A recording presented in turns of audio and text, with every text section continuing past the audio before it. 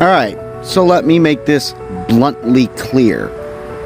The Old Testament utilizes two major types of slavery: indentured servitude for the Hebrew slaves, and chattel slavery, owned as property for life, Goya slaves. See, the problem here is you obviously have no problem actually researching the definitions of this shit up. It's you simply refuse to actually accept what is actually written in Scripture. But let's let you finish your little rant.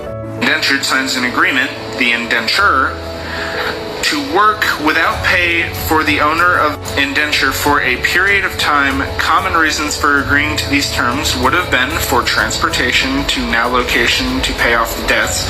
On completion of the contract, the indentured servant was given their freedom. Again, for the Hebrew servant to be released on the year of Jubilee.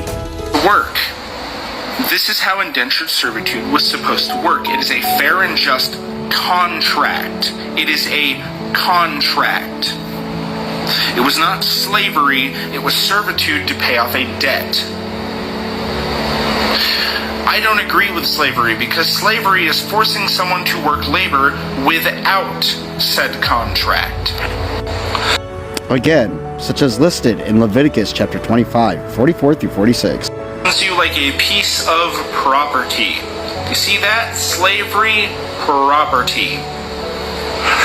The difference between slavery and indentured servitude is very clear. Indentured servitude is a limited time period. It only happens for a certain time, and then you are either paid after you have served, if that was the case and you signed yourself into that, or more likely, you repaid a debt and were given your freedom after that debt was paid. It's still forced labor. Forced labor is definitely wrong, but it was... There's always that but, isn't there? ...place so that people who could not pay their debt immediately could pay it over time.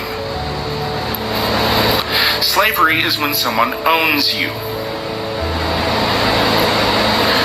I'm not saying that slavery is right, but...